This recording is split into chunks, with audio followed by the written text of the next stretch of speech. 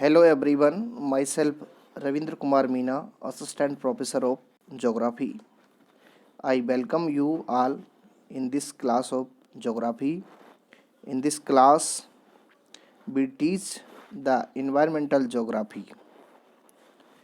Today, we will study the environmental geography topic food chain and food webs. आज हम पर्यावरण भूगोल के अंतर्गत जो इकोसिस्टम है उसमें खाद्य श्रृंखला और खाद्य जाल की चर्चा करेंगे कि ये दोनों है क्या और किस प्रकार से इकोसिस्टम में व्यवस्थित रहती हैं। सबसे पहले हम चर्चा कर लेते हैं कि जो खाद्य श्रृंखला है वो है क्या।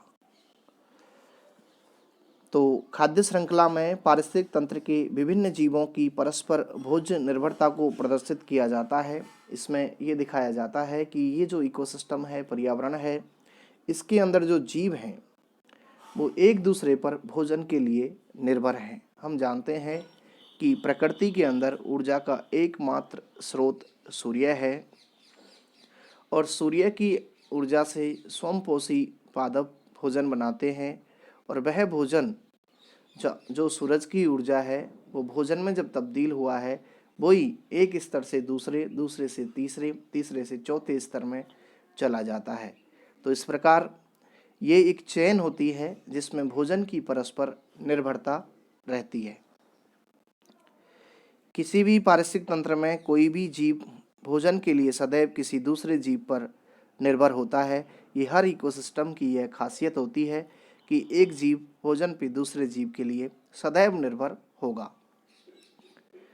भोजन के लिए सभी जीव वनस्पतियों पर प्रत्यक्ष या अप्रत्यक्ष रूप से निर्भर होते हैं, क्योंकि हम जानते हैं कि जो जीवमंडलीय इकोसिस्टम है उसमें जो स्वयंपोषी हरे पौधे हैं वो अपनी जो सौरिक ऊर्जा है उससे आहार निर्मित करते हैं और वहीं से द्वितीय पोषण स्तर के जो शाकाहारी जंतु होते हैं वो डायरेक्ट उन हरे पौधों पर निर्भर होते हैं और तीसरे स्तर के जो मांसाहारी जंतु हैं वो भी इनडायरेक्ट रूप से एनर्जी का जो अपना स्रोत है वो इन हरे पौधों से प्राप्त करते हैं, क्योंकि वो इन शाकाहारी जंतुओं का भक्षण करते हैं।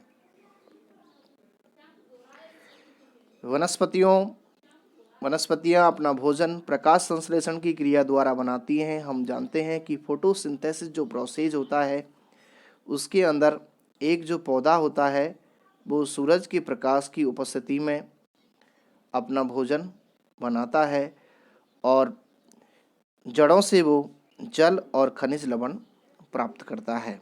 इस प्रकार पौधे की जो पत्तियां हैं वो भोजन बनाती हैं और यह भोजन जो है पौधे के समस्त भागों में फैल जाता है। यह प्रोसेस जो है वो प्रकाश संश्लेषण कहलाता है। इस भोज्य क्रम में पहले स्तर पर हमेशा शाकाहारी जीव होते हैं जो डायरेक्ट इन हरे पौधे हैं उनका आहार के रूप में इस्तेमाल करते हैं, जो पौधों पर प्रत्यक्ष रूप से निर्भर हैं। इसलिए पौधों को उत्पादक यानी इन्हें प्रोड्यूसर कहा जाता है, स्वयंपोषी कहा जाता है। ये किसी के ऊपर निर्भर नहीं है, ये अपना भोजन खुद बनाते हैं, इसलिए इन्हें हम स्वयंपोषी कहते हैं। और जंतुओं को हम उपभोक्ता की संज्ञा देते हैं कि वे इनसे भोजन प्राप्त करते हैं, इसलिए वो उपभोक्ता हैं। और उपभोक्ता के कई स्तर हो सकते हैं, प्राथमिक, द्वितीयक और तृतीयक। और उसके बाद छोटे छोटे सूक्ष्म जीव होते हैं जिन्हें अपघटक कहते हैं। सबसे पहले हम इस खाद्य श्रृंखला के अंतर्गत उत्पादक अर्थात जो स्वयंपोषी पौधे हैं उनकी चर्चा कर लेते हैं। यहाँ पे हम दो ही चीज़ें पढ़ेंगे खाद्य श्रृंखला के अंतर्गत, स्वयंपोषी यानी उत्पादक और उपभोक्ता, और फिर फूड वेब्स खाद्य जाल। सभी पौधे प्रकाश संश्लेषण करने वाले पौधे उत्पादक की श्रेणी में आते हैं।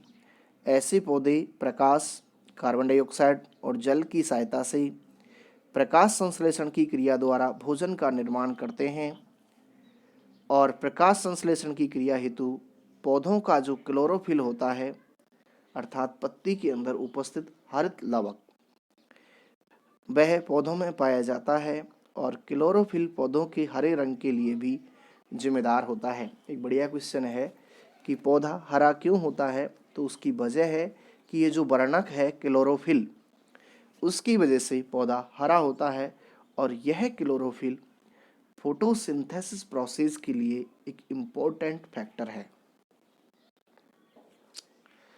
नेक्स्ट हम चर्चा कर लेते हैं उपभोक्ता की। जब स्वयंपोषी हो गए अर्थात हरे पौधे हो गए, तो अब दूसरी कड़ी में आते हैं उपभोक्ता। सभी जंतु उपभोक्ता की श्रेणी में आते हैं। प्रत्यक्ष या अप्रत्यक्ष रूप से वनस्पतियों पर निर्भर होने के कारण इन्हें उपभोक्ता कहा जाता है और भोज्य निर्भरता के आधार पर इन्हें आगे श्रेणियों में बांटा गया है। देखें कौन कौन सी श्रेणी। तो उसमें सबसे पहले है प्रथम श्रेणी के उपभोक्ता, फिर द्वितीय, फिर तृतीय। सभी शाकाहारी जंतु प्रथम श्रेणी के उपभोक्ता होते हैं। शाकाहारी जंतु वनस्पतियों का भोजन के रूप में प्रयोग करते हैं।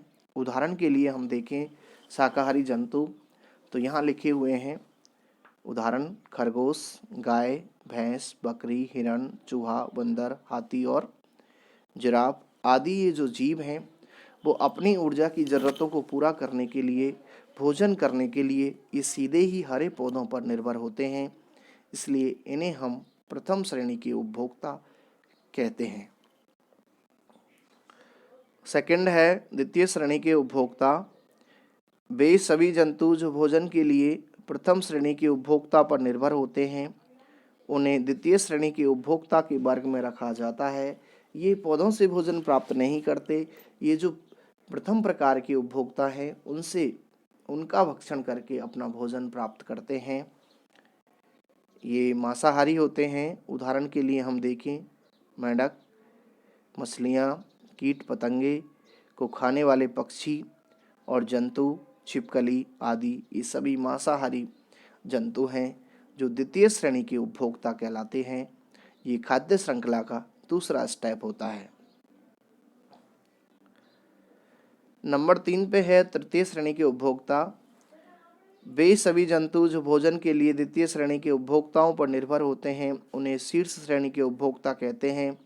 जैसे बाज, गिद्ध, शेर, भालू आदि ये बड़े मांसाहारी जीव होते हैं जो छोटे छोटे जीवों को खाते हैं।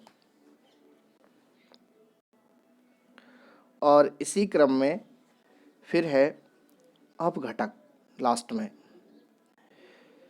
कि अपघटक जो हैं सूक्ष्म जीव होते हैं जो कि सभी मृत जीवों, चाहे उसमें वनस्पति है, जंतु हैं, उनको पार्थिव अवयवों में छोटे छोटे टुकड़ों में तोड़ देते हैं। और अपघटन की यह प्रक्रिया मृत्यु के बाद शुरू होती है। जब जीव या पौधा मर जाता है, ज़मीन पे गिर जाता है, तो उसमें छोटे छोटे सूक्ष्म जीव उसे खाते हैं और उसे वापस मिट्टी में मिला देते हैं। फिर वो मिट्टी से वहीं पे एक पौधा बनेगा, फिर उससे वापस इस प्रकार से एक पूरा चैन बन जाएगा। ये क्या है? खाद्य श्रृंखला है। यह जो अपघटक हैं ये एक चारण प्रकार की खाद्य श्रृंखला के विपरीत है, क्योंकि यह मृत कार्बनिक पदार्थों से प्रारंभ होकर इन पदार्थों का सूक्ष्म रूपों में उपयोग करती है और उन्हें छोटे छोटे अवयवों में तोड़ देती है, जिसे सामान्य तौर पर सड़ने के तौर पे देखा जाता है। हम कहते हैं कि ये चीज़ सड़ रही है, अर्थात वह फूड चेन का आखिरी स्टेप है जिसमें अपघटक उस जीव या पौधे का अपघटन कर रहे हैं। यहाँ पे इस चित्र के अंतर्गत ये दिखाया गया है कि जो नाइट्रोजन का जो प्रोसेस है वो किस प्रकार से डेड प्लैनेट से और वापस एक साइकिल के रूप में घूमता है और पुनः पौधों में आता है। इस कड़ी में दूसरा जो वर्ड है, हमने अभी जो फूड चेन देखी उसमें हमने देखा कि उत्पादक, उपभोक्ता और अपघटक। अब हम देखें कि ये खाद्य जाल क्या होता है। तो खाद्य जाल में हम देखेंगे प्रकृति में जो भोजन श्रृंखला है उसका क्रम रैखिक नहीं होता है, बल्कि भोजन श्रृंखला में विभिन्न पोषण स्तरों पर पाए जाने वाले जीवों के बीच सदैव एक पारस्परिक संबंध होता है। और प्राकृतिक पारिस्थितिक तंत्र में आधार श्रृंखलाएं जो होती है नीचे वाली आधार यानी बेस पे, वो परस्पर एक दूसरे से संबंध होती हैं। यानी कि कोई जीव जैसे मांसाहारी जीव है तो जरूरी नहीं है वो हिरण को ही खाए, शेर, उसको जो भी जीव मिल जाएगा वो उसे खा जाएगा। तो वो एक रैखिक नहीं होगी, वो एक आपस में गुथी हुई जाल जैसी दिखाई देगी, उसे हम कहते हैं फूड वेव्स। तो इकोसिस्टम में एक से अधिक खाद्य श्रृंखलाएं आड़ी तिरछी जुड़ के एक जाल के समान रचना बनाती हैं। इसे खाद्य जाल कहते हैं, अथवा खाद्य ऊर्जा का प्रवाह विभिन्न दिशाओं में होता है, जिससे एक खाद्य श्रृंखला के जीव का संबंध दूसरी खाद्य श्रृंखला के जीव से हो जाता है। इसे हम फूड वेब के नाम से जानते हैं। इस प्रकार से कोई भी जीव एक से अधिक पोषण स्तरों से अपना भोजन प्राप्त कर सकता है। जैसे हम घास के इकोसिस्टम की बात करें तो खरगोश के स्थान पर चूहे द्वारा घास का भक्षण कर लिया जाता है। जैसे ये घास है तो जरूरी नहीं कि इसे चूहा ही खाए, इसे खरगोश भी खा सकता है। और चूहा का भक्षण सीधे बाज द्वारा हो सकता है, और ऐसा भी हो सकता है कि सांप चूहे को खाए फिर सांप बाज के द्वारा खा लिया जाए।